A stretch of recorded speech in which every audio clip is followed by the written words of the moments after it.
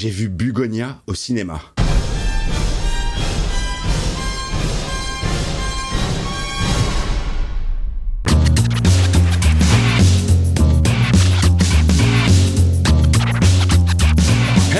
Salut tout le monde, c'est Miko, j'espère que vous avez la forme. Écoutez, moi je vais bien, je vais plutôt pas mal. Surtout après le film que j'ai vu au cinéma qui m'a fait beaucoup de bien. Rapport à toutes les ressucés, tous les remakes, reboots, toutes les suites qu'on se tape depuis un moment. Et bah ça faisait plutôt du bien de voir un projet... un peu frais, une histoire que je ne connaissais pas. Bugonia, j'avais vu passer la bande-annonce au cinéma, mais d'un œil, vous savez, quand vous discutez pendant les bandes-annonces et que vous n'êtes pas spécialement pris dans ce que ça vous propose. Et bah cela dit, j'ai passé un excellent moment. Excellent moment Bugonia, c'est une vraie belle surprise pour moi. Je m'y attendais pas du tout.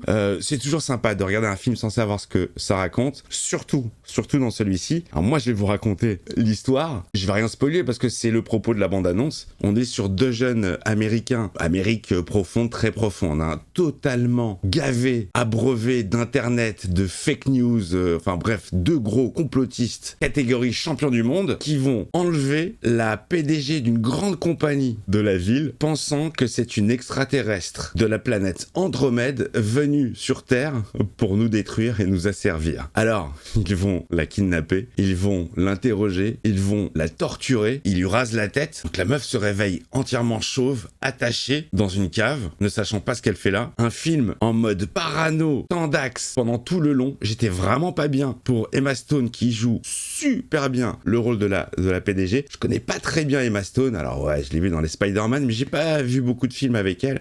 Alors, pour tous les acteurs, hein, je trouve que les performances sont dingo de chez dingo. Le psychopathe est interprété par Jesse Plemons, que moi j'appelle le Matt Damon de Wish, que j'avais découvert dans Breaking Bad, et qui jouait l'enflure, qui avait enlevé Jesse, qui faisait partie du groupe des Nazillons. Il y a Hayden Delbis qui joue son cousin, encore plus demeuré que lui. Alors lui, tu sens que il a même peut-être une case en moins. Un film d'une tension et qui malgré tout m'a offert des rires, mais beaucoup de rires pendant la séance, dû justement à l'absurdité de la scène, de ce qui se passe, quoi. Jusqu'où peuvent aller les théories du gars, persuadé qu'il a enlevé une extraterrestre. Tu te mets à la place forcément d'Emma Stone, tu te dis mais qu'est-ce que c'est que ce plan de merde? Moi je me suis vachement projeté, hein. Ah, j'étais à fond dans le film. Je trouvais que c'était un mélange entre miserie et idiocratie. Tellement il y a tu sens le fossé de culture entre Emma Stone qui représente la meuf qui a réussi dans la vie. Tu la vois en photo avec Michelle Obama. Elle est en place, elle est riche, elle pense qu'à la thune. Et puis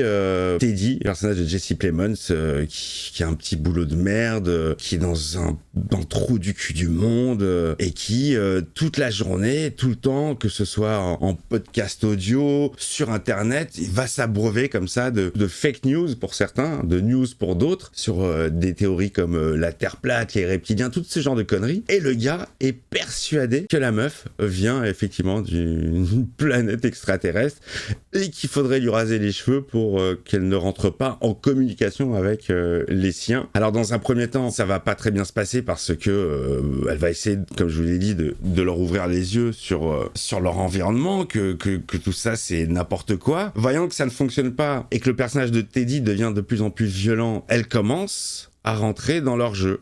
D'où des dialogues absolument exquis où tu sens que voilà, la meuf est prête à tout pour essayer de s'en sortir, quitte à endosser le rôle qu'on veut bien lui donner de l'extraterrestre, de donner des précisions sur la hiérarchie de son peuple, sur ce qu'ils sont venus faire. Et puis t'as le personnage de Teddy qui boit ses paroles. C'est très très flippant. Franchement, la tension, elle est super bien retranscrite, mais malgré ça, je vous dis, il y a excusez-moi, je m'ouvre un petit coca. Il y a des phases où j'ai vraiment beaucoup ri, quoi, sur le décalage des situations. Les personnages de cette ville sont vraiment flippants. Tu as un personnage de flic qui vient rendre souvent visite à Teddy et qui s'excuse pour un truc qu'il aurait fait quand il était plus jeune, puisqu'il était son babysitter. Alors c'est pas dit explicitement, mais tu sens bien qu'il y a eu attouchement non consenti, et tu sens que ça fait partie d'un des traumatismes de Teddy, qui a dû en subir plein, puisque il a aussi sa mère qui est à l'hôpital et il essaye par tous les moyens de la réanimer, avant tout surtout avec une possible technologie extraterrestre que pourrait lui amener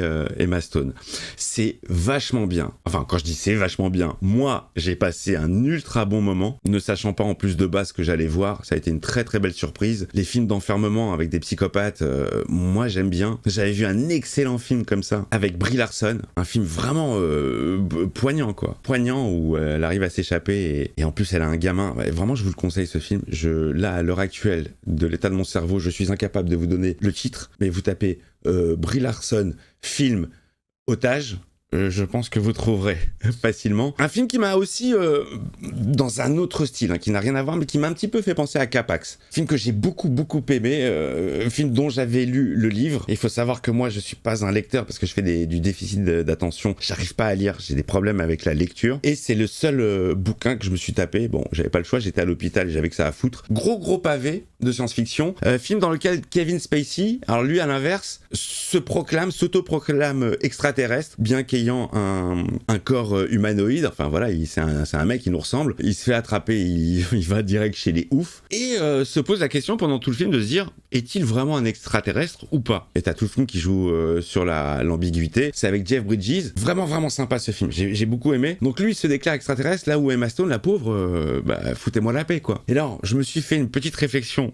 pendant le film. Réflexion que j'ai dit à mon pote Pigman, que je salue évidemment comme à chaque fois. J'ai dit, ça serait énorme qu'en vrai ce soit une vraie extraterrestre. Ça serait énorme. En tout cas les amis, je vais pas vous en dire plus. Allez le découvrir par vous-même. Beaucoup de tension. Un jeu, mais vraiment, alors je découvre Emma Stone. Hein. Je trouve que elle le joue super bien le personnage. Tu t'inquiètes sans arrêt pour elle. T'es avec elle, t'as qu'une envie, c'est qu'elle se sauve. Le Jesse Plemons, amaigri, les cheveux longs, sales, gras, il le joue super bien. Pareil pour le mec qui joue le cousin. Et alors, je viens de voir un truc, parce qu'on a des espèces de flashbacks de l'état de la maman de Teddy. Et je vois là, sur internet, je vois qu'elle est interprétée par Alicia Silverstone. Je ne l'ai pas reconnu.